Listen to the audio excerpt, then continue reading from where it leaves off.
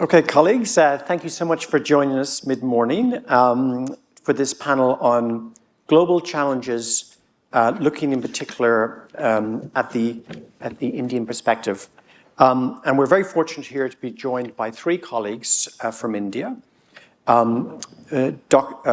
Atul Khosla, founder of and Vice-Chancellor of Shoolini University. Dr. Suman Kundu, Senior Professor and Director of Birla Institute of Technology and Sciences, the Goa Campus, and Dr. Yajulu Medury, Founding Vice-Chancellor of Mahindra University. The context here, it's actually incredibly good timing for us to have a look at what's happening in India, which is a remarkable story of the expansion of tertiary education. Because, and for the benefit of our Indian colleagues, yesterday we had the release of the final report of Australia's University Accords panel.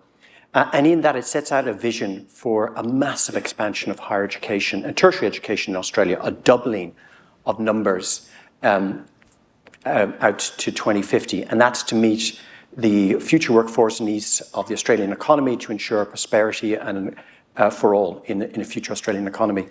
And the context here, of course, in India, we have an even more enormous challenge, an even greater ambition. And of course, many people in the room will be familiar with the national education policy that was announced by Prime Minister Modi in 2020, which laid out this huge ambition to expand tertiary participation in India from what was then 26% in 2018 to 50% by 2030. So a similar kind of scale of ambition that we have in terms of the Accord final report. The numbers, of course, though, are staggering. I mean, that was projected to add around 35 million students, higher education students in India. And my colleagues tell me that currently we're at about 33% participation. So really impressive growth and participation. So India is a higher education system that's undergoing massive expansion. Currently, there are 250 million students in Indian schools, many of whom will progress on to higher education. And so we have a much more diverse and complex ecosystem in India. And so again, one of the enticing suggestions in the University's Accord report is the idea of greater diversity in Australian higher education. I mean, this has been talked about for many years, the potential for new higher education providers to come into the Australian system. And so this is why it's so particularly great timing for us to speak with our colleagues here, because we have a number of private Indian universities that are represented. And so perhaps just before we get started, and I've got a set of questions, and we're obviously really keen to get questions from you, I'm just going to hand over for a couple of minutes to Atul, who's very kindly going to give us a kind of an idiot's guide to the Indian higher education landscape, which is complex, and particularly the role of private providers in that landscape.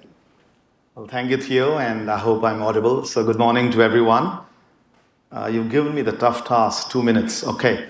So you're all aware of the IITs, I'm sure.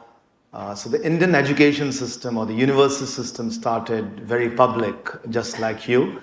The IITs were set up as institutes of premier importance.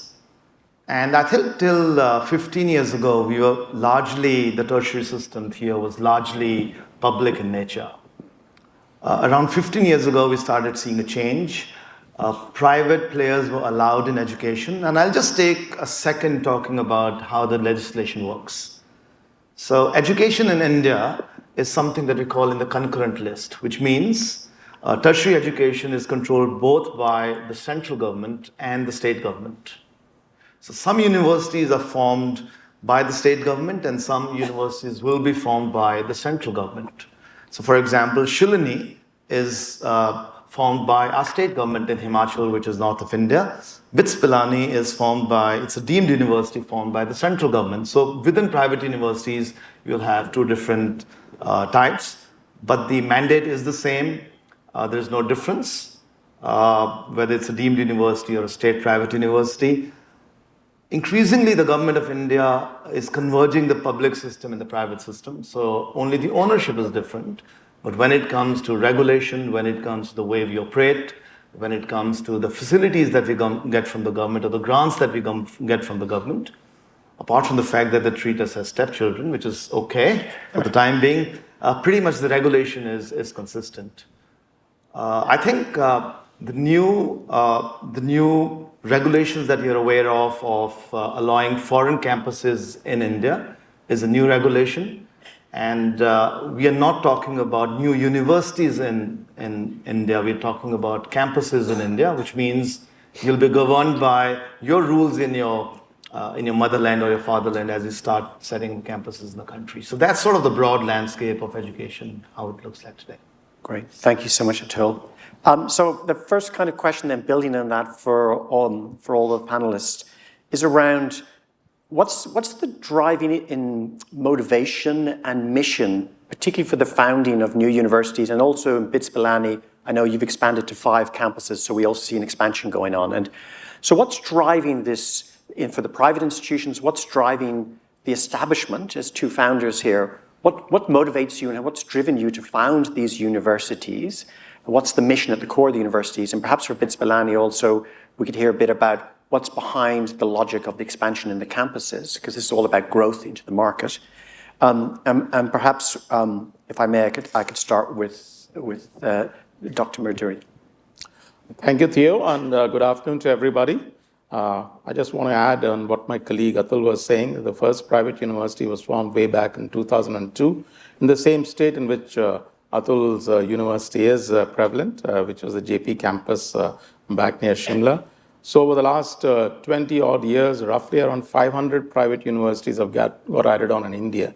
So there's so many players, so many distinct players. And where does industry come into all of this? And that's where I'm representing Mahindra University.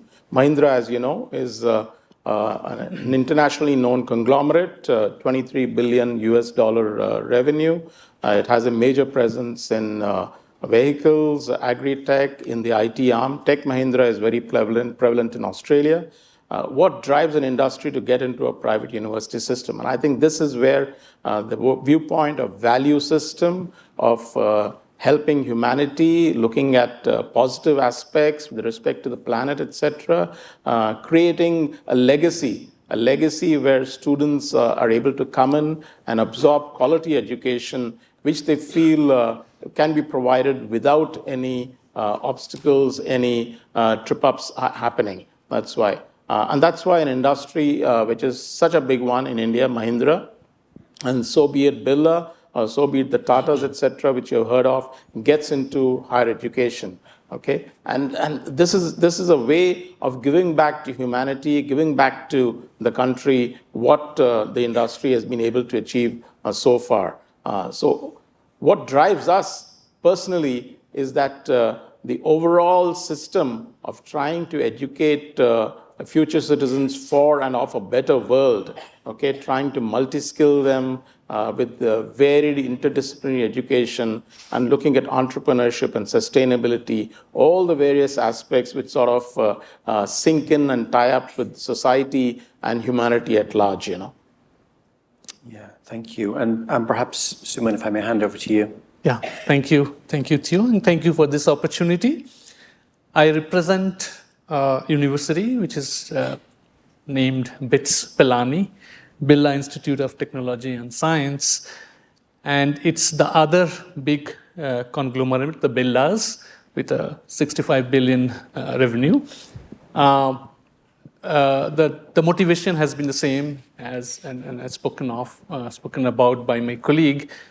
And we had a greater motivation because G.D. Birla, who was the founder of the university, had worked with M.K. Gandhi.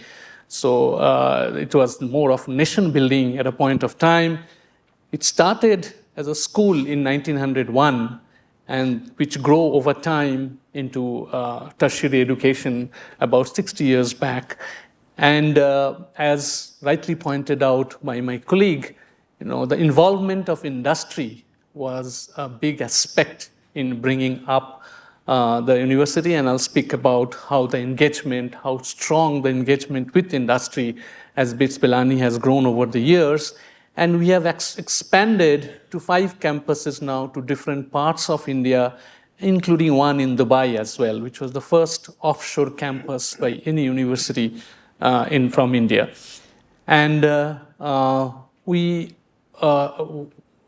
Theo has mentioned the motivation behind diversifying is to cater to India is a diverse country, as you know, so cater to various populations all across, and also to bring in multidisciplinarity. The newest campus, which is like 3 days old, will be catering to management, law, and design. So we can integrate science and technology to management and design. We are looking at problems as more on the basis of finding a solution. We call it solution engineering more than the traditional classical engineering. And it includes all aspects, going from science to engineering, technology, bringing in management aspect, legal aspect, and the social science aspect. So it is that's the driving force for us to bring up new campuses, to diversify and get to all the national and address national and global challenges as such. And talking about industry engagement, which is very important, and this is something that probably you can look at, is we have at least 2 programs which are very industry intensive. One is which we call the practice school, whereby every student that is admitted in BITS Pilani system works in the industry in 2 installments, first for 8 weeks and then for 22 weeks straight. The classroom is transported to industry, and that's what brings in innovation and entrepreneurship in a very strong way into the BITS Pilani system. The other initiative, the other program that we have is called a Work Integrated Learning Program, which basically caters to the philosophy of continuous learning, lifelong learning, where work professionals, are trained. They can earn a degree, they can earn they can do short courses as well. So that's what drives us in the long run. Yeah, thanks, man. Atul.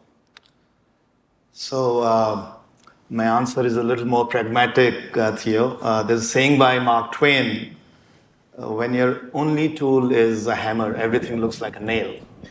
So when you're an educationist, what do? You start a university. So my dear friends come from backgrounds which are very rich. They've got very deep pockets.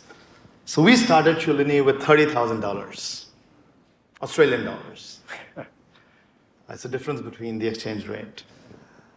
So how do you build a top 500 global university with $30,000?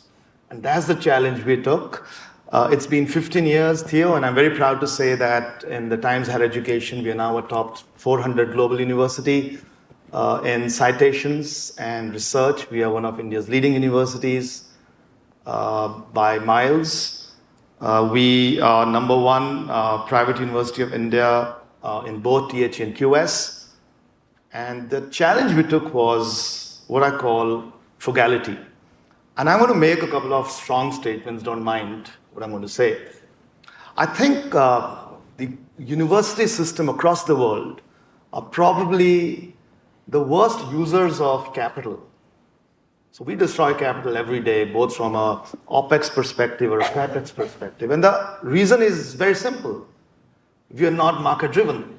We just increase fees and we pass it over to students.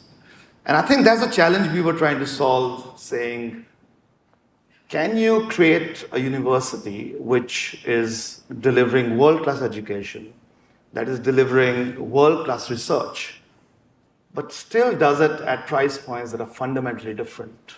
And why would we want to do that? Because if the world has to be a better place, if India has to be a better place, we have to deliver education at fundamentally different price points, not 30% lower or 40% lower, but probably 20 times lower.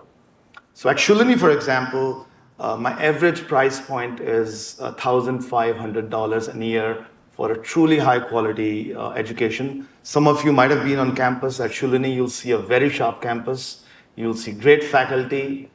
And the challenge that we've taken is delivering that at a fundamentally different price point. So that's, I think, the first motivation for us. The second motivation is something that we believe, which is bringing what I call happiness into the broader university system. So I went to IIT Kanpur, and while it was very exciting being in a great institution like IIT here, I don't think I was happy. It was stressful being there. So how do you create an ecosystem that's happy, that's spiritual, that provides the right set of values was the second motivation that we had. And the third was really about delivering quality education to what I call the masses of India. So very proud to say that 90% of our students come from tier 2, tier 3 towns.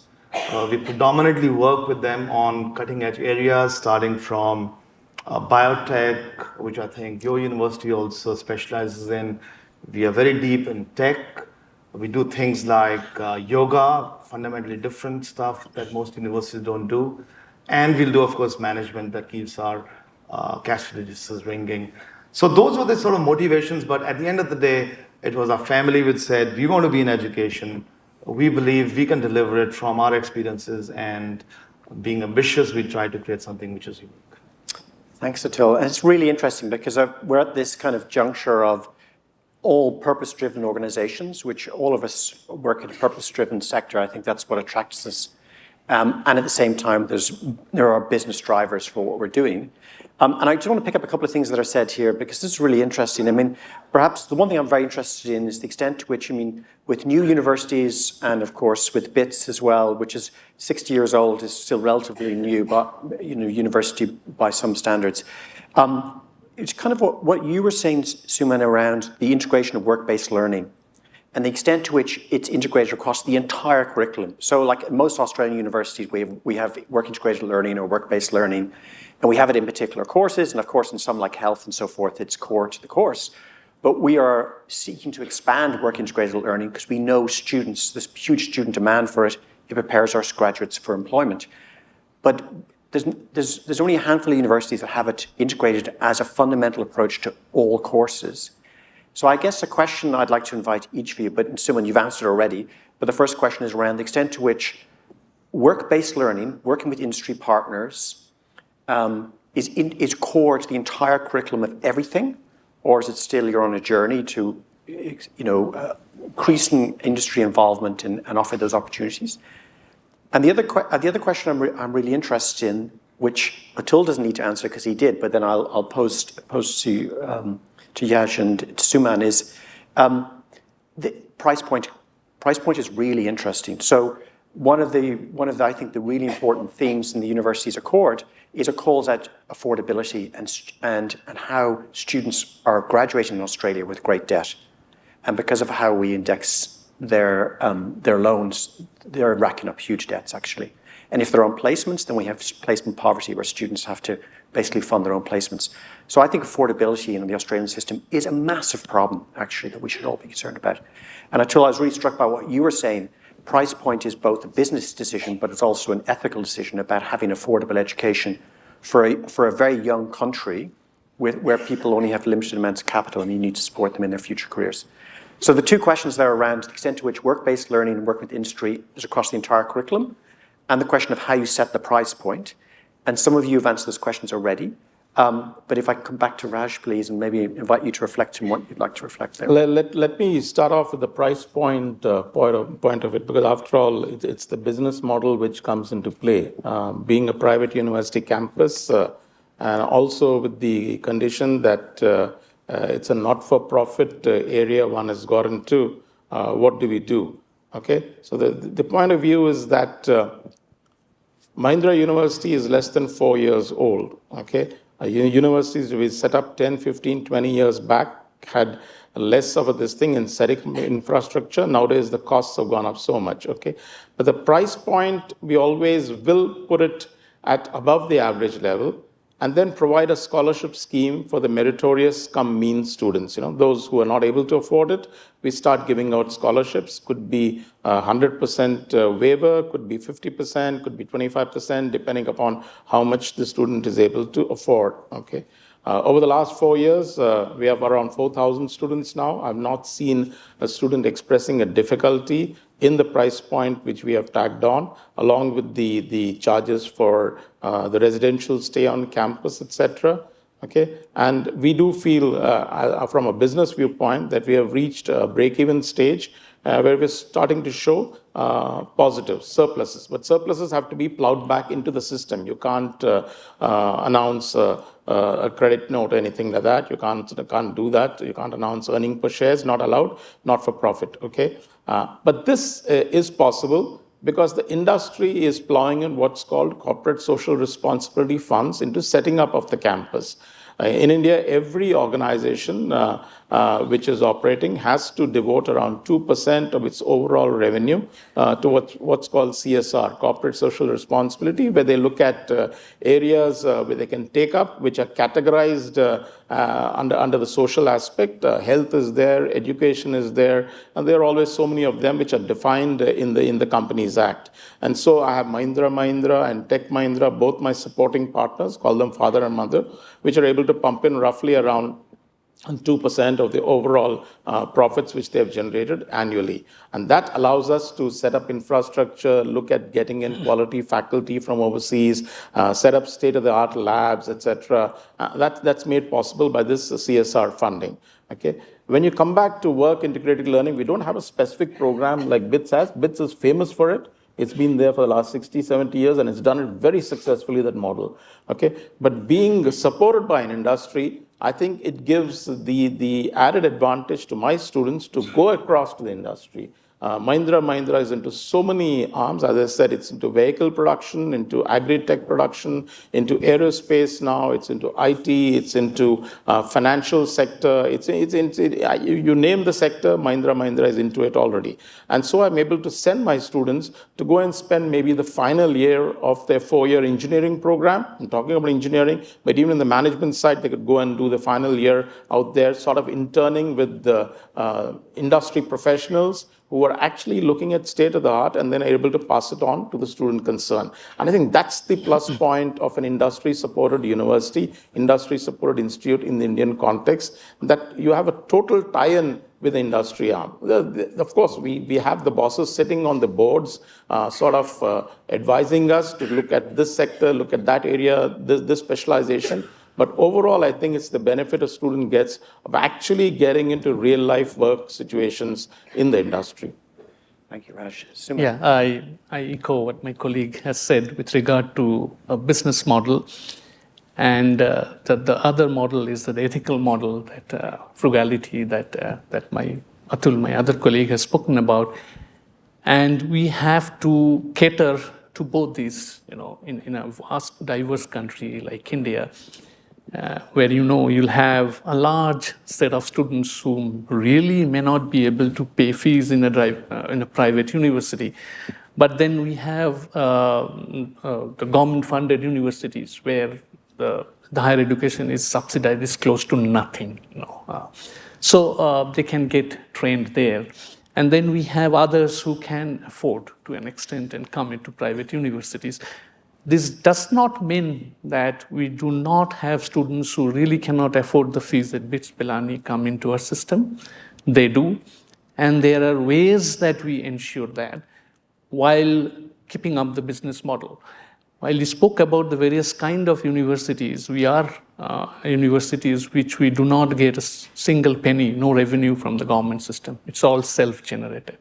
Even the IITs will get about 60% from the government system. In Australian system, I think we get about 42% from government. So we have to generate that while providing quality education. So there are ways that we do it. One is through loans, that are provided by banks which are on campus. No bureaucracy. In 3 days, they will provide loans. And we have schemes which give them fellowships, merit-based fellowships, which my colleague has also spoken about. If you do not have access, to money to pay funds, you get these fellowships, which extends up to 100%, total fee waiver. And we do that through both industry and through endowment funds, through alumni, So that's a very strong, feature for BITS Pilani to survive, We have a very strong network of alumni, and since I'm in Australia, I've been meeting them in the evenings every day. and they provide scholarships. That's one way to go about. What we also emphasize, and we work very hard for it, is the return on investment. We call it ROI. Is when you pay fees, we ensure that every child that is admitted in our system is placed. That's why the industry connection. We have very robust placement cell who goes by individual requirement of a student, and at BITS Pilani, we can claim about 98 to 99% placement of the industry. So they do not go into that kind of deficits that you are talking about, all those who are in our system. And the industry connect is to ensure that. I talked to you about practice school, right? And we have been able to do it because the practice school and the work integrated learning programs are integrated very well. So as I said, every student works in the industry. Unless you don't want to do that, then you can take up an academic thesis. And we have a record of pre-placement offer from BITS Pilani is about 40-42%, the highest, by miles, in our system. So when they work in the industry, they get an internship as well. So that takes care partly of their fees, and then they get an offer for a job. So that takes care, of their loans. And it allows us to do that through work integrated learning program. As you have asked the question whether it is across the curriculum, it's not 100% across the curriculum, because you see industry also has a need, right? It's not only for knowledge generation, which we do anyway, they have a translational need as well, right? They have to upskill their professionals into a given area which is emerging. For example, when artificial intelligence was emerging, we created very sleek courses for data science, for machine learning, for artificial intelligence, where it helped their own purpose, to be better at their jobs and their skills. So it's designed as such, and the fees there are twice as much as in the regular fees. So it kind of helps to put back some of that funds into our system, and it's become our bread and butter. And these are work professionals, so it's a continuous learning, as I said, that they upskill. Thank you, Suman. Just before I hand over to Atul, just to say to members of the audience, please do send in your questions. They're beginning to come through. And I'll ask a question from the list that's been asked next up. But just Atul, so we know that some of your students, maybe all of your students, are doing yoga. Maybe that's integrated into curriculum. But more seriously, as a young university, and you've spoken eloquently about how you constantly designed it in a way to meet the needs of the students around affordability and price point. To what extent, as you built out the university, did you also give very careful thought to the shape of the curriculum and some of these kind of work-based learning, giving students opportunities to work and learn at the same time? Absolutely. So I'm going to step back a little, Theo, and I'm going to talk a bit about why these issues are very relevant for all of us, especially in India and what I call the Global South. So I think at a broader level, never before in the history of the world, the onus is on all of us, all the universities, to transform millions and millions of people. We have to upskill them in a very sizable way. And the role that at least we see at Shoolini is to create a role model for that. We are too small to change the world, but we can create a role model which others can emulate. And as part of that, there are 3-4 things that we are trying to do. The first is around curriculum. Again, there's a huge advantage of being a startup university, if that's what I call myself. So I'll give a small example of my MBA program. So in a traditional MBA program, you'll spend a lot of time, for example, doing the typical marketing, finance, HR type of stuff. So we co-created something that we called Sprint. It's basically a 6-week program. We get the basic out, and we've got the remaining pretty much 2 years. First, to work on projects which are from industry. So all our students are working on consulting projects with industry. But secondly, we've also started believing that more than internships, we have to get students into actually working on real jobs. So I've just signed a contract with one of the leading tech companies of India, analytic companies of India, where my students will actually go to Bangalore. They will work with that company for 1 year. where we will actually create a center for them in Bangalore where they'll get educated beyond those 8 hours that they'll work. I call it production-linked learning, which is fundamentally different from the way we might have sort of thought about learning in the past. And the rationale is actually very interesting, Theo, as me and the founder were speaking. India aspires to be a developed country by 2047. We don't have the luxury of sending students for 4 years to university, then 3 years to then get them trained in industry. We need to start getting them trained right from day one. By the time they're age 18, they enter college. We have to get those 7 years for India. And that's the only way we can accelerate the broader development of the country. And it'll happen if universities like ours are actually disruptive in the way we think. The good news is the new education policy gives us the freedom now to experiment with these type of models. I think the second thing really is about how do you bring research into the curriculum. So we were amongst the first in India, for example, to bring deep research into our undergrad programs. We called it the Summit Research Program. Every undergrad students who were studying biotech, for example, were working either on a competitive grant project by the Department of Science and Technology or any other government-funded entity, or with the industry.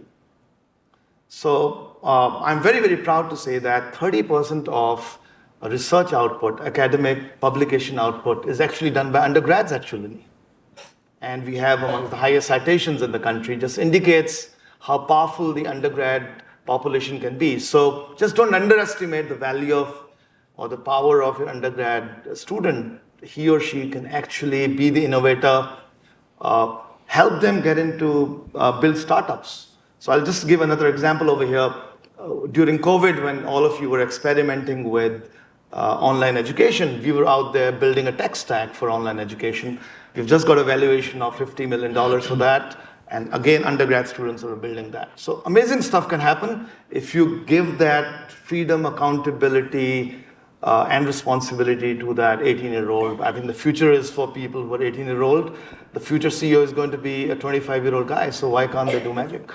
Thanks, Atul. And look, a really great set of experiences that you've been sharing around the design of the institution, how you're meeting student needs, providing them with opportunities, fantastic employability outcomes, great examples of work-based learning, and so forth.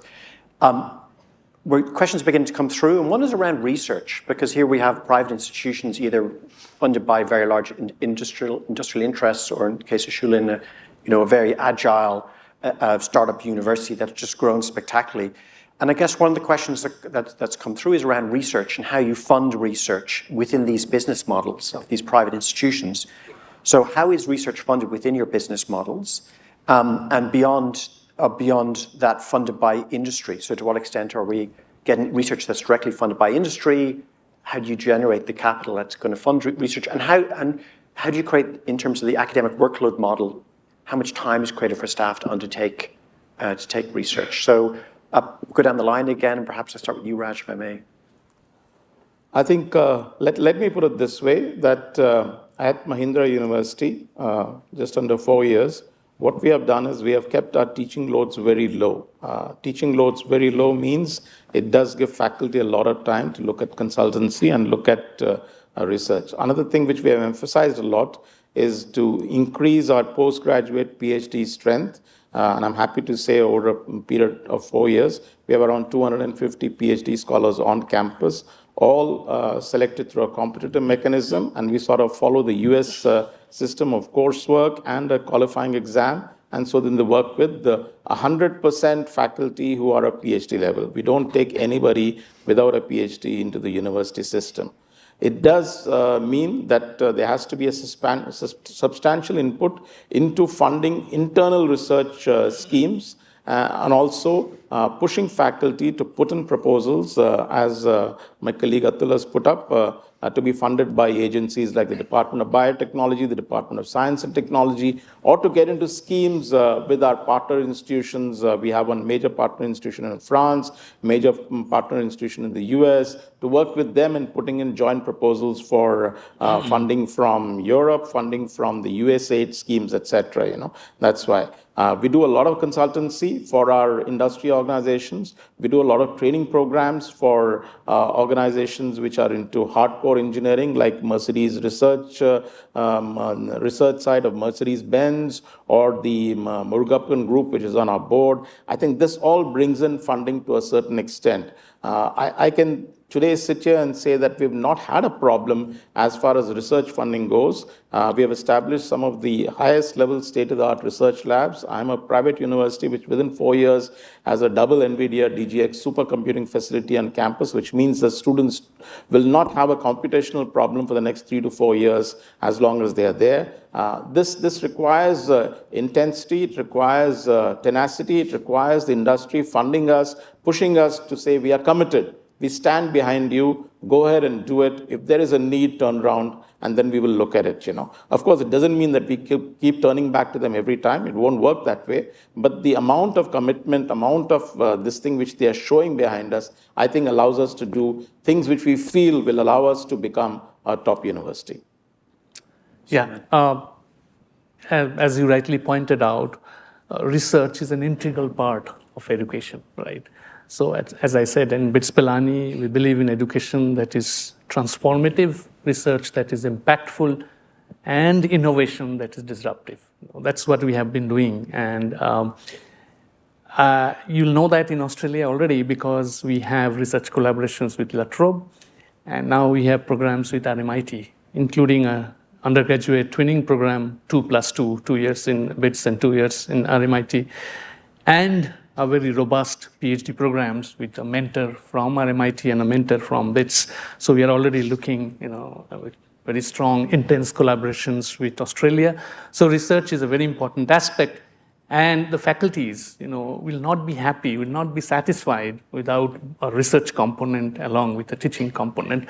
So we have to balance that out, balance that properly to keep the teaching load low and to allow research. And in terms of research funding, it comes from all the funds that we generate. A part of it goes into research as well. From the institute, we create central facilities where sophisticated instruments are brought in, which caters to research all across. And we bring grants, from government funding agencies. That's where we go to the government, In addition, we bring in funds through corporate social responsibilities, consultancy projects, and industry funds as well. When we work with the industry, that adds on to our research component. That's how we sustain research. And I must say that, if you look at average impact factor of the publications that comes out from BITS Pilani, it's at par with IITs in India. And in terms of citations and what we are creating and the patents that we are developing is wonderful. And what we lead, our research also leads into innovation. So we are one university where we, as of in the last 26 months, we have generated about 20, startups have generated about 20 million, in terms. And our graduates, have picked up, that's in our DNA, that's how we train them, have become, founders, co-founders, CEOs, as of now, it's 52 billion that our alumni has created in terms of value generation that has done. And there are various ways, time is short, I'll not talk about it, to lead the research component into innovation as well, but that's how we do it, yeah. Thanks, Suman. And just before Atul, I'm going to slightly change the question for you. We have here 2 universities that are backed by very serious industrial, muscle. There's a lot of financial muscle behind both of these institutions. And of course, in your case, it's a more agile institution that's grown. And I guess one of the questions would be for a private university that's seeking to provide this great education for students, why invest in research? Why is that an important part of the university? Because you can have great private institutions that provide fantastic education and future for students, but actually doesn't invest significantly in research. So why would that be important? So I'll definitely answer this question, but I want to get back to the topic of research also, Theo. So first of all, our fundamental belief, Theo, is that you cannot build a great university without great research. And the reason is simple. You cannot attract great faculty without great research. By bringing research into your programs, you can actually provide better learning. And there can be some grants, of course, that you can generate through research. So I think doing research we believe is actually the foundation of building a great university. Now, when you don't have money, what do? You disrupt. And that's the way we think about research. So who funds us? You all fund us. And let me explain why. We live in a world of networking. We live in a world of alliances and partnerships. So I'm going to throw 2 or 3 facts over here, Theo. I don't know whether you know, but 90% of lab equipment or capacity for research is lying underutilized in this world. 90% of that. So all you have to do is disrupt the value chain and develop a partnership so that the most expensive part of that research can actually be outsourced. So in a very structured way, if you think about doing research, what do? You start with a problem. You form a hypothesis for the problem. You develop an experiment for the problem. You do the experiment. You collect data. You analyze data, and you either publish it or you write a patent for that. The most expensive part of this value chain is actually doing the experiment. But it's actually also the least value add if you think about it. Anyone can do the experiment. So if you align with people who have the instrumentation, you can actually splice the value chain and do research in a very lean and mean way, and that's exactly what we do. So 85% of publications which we do at Shoolini are actually with international collaborations. And I think that's the secret sauce. It's faculty to faculty collaborations, typically not institution to institution collaborations.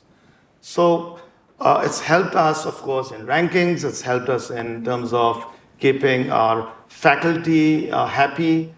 I think the important thing about how do you balance faculty between teaching and research? Again, we have a very different perspective about it here. My experience is that around 20 to 25% of faculty is really producing great research. So those are the ones that we'll give complete autonomy to. We'll say you can do whatever you want. The remaining ones will have to balance research and teaching. So in a nutshell, my answer will be a disruptor, think differently, and you can really get great results. Just to add to that, 10 seconds. Yes. You cannot address national priorities without doing research. So Absolutely. It's an absolutely important aspect, of course. I think that's a really important message. So colleagues in the audience, I'm terribly sorry, but I thought I had 7 minutes, but suddenly it's turned into 1 minute. And there's a question that I think is really important that someone's posed that I do want to quickly pose to the panelists, but actually in just brief responses. Look, I'm acutely conscious that we have an all-male panel here, and normally, of course, one doesn't have all-male panels anymore.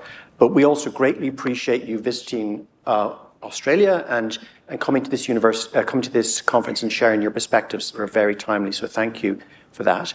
But I think there is an important question around gender equity and diversity in your universities, both in your staff, but also in terms of you are preparing the future workforce in India, and how do you promote gender diversity in your workforces? So perhaps just offer a little bit of an insight around the priority around gender diversity and equity and how you advance it in your university. I don't know who would like to. I think let me just say that I'm supported by Mr. Anand Mahindra, who is a very big supporter of gender diversity. I have a commitment to touch the 50-50% mark at the university, where I have 50% girls. Right now it's a 60-40 ratio. And I do think that within the next 18 months at Mahindra University, you'll see for every boy, there'll be a girl on campus. That's the first step as far as students go. Then comes the faculty and non-faculty. Right now, we're somewhere around 75-25 ratio. We have to move to the 50-50 ratio. It's a commitment which we have given to our founders, and we have to do it. That's it. Thank you, Raj. Yeah, those issues are global, I guess. Yes. These issues the gender diversity is a global issue, I guess, and we all try to address in various ways. At the undergraduate level, we could look for scholarships, especially for female students.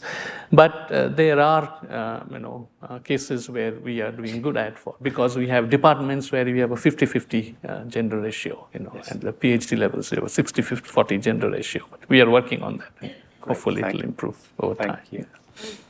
For us, Theo, we do take diversity very seriously. So around 55% of our students are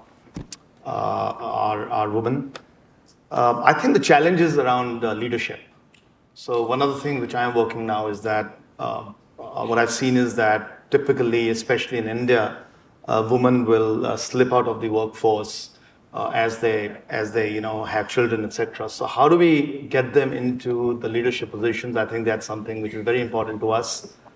I want to have a situation where at least 50% of our deans and directors are women. I think we're working on that. Today it's around 40%. But before we close, I just wanted to take one more minute because there's so many Australian vice-chancellors and leaders sitting over here. India has disrupted its higher education platform. You all know it. We are allowing foreign universities to get on campus. As a missionary, I believe it's a phenomenal opportunity for all of you to explore India. And if we could play a role in that, we'll be very, very delighted. I think you will need very credible partners to make it viable, to make it productive, and do things which you can't do in Australia. So pilot your new ideas, new thoughts in a disruptive economy like India. Please make sure that happens. I think that is a fabulous note to end on. Thank you so much indeed. And there you go, colleagues. There's the challenge before us.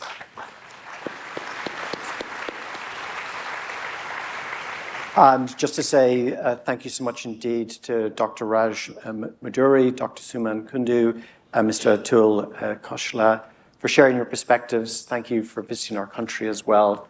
And I'm sure many of us in the audience are looking forward to continuing our collaborations with your institutions and with Indian higher education. Thank you. Thank you, Thank Theo. you. Thank you. Being in Australia is always fun. Thank you. Thank you. Thank you. Thank you, colleagues.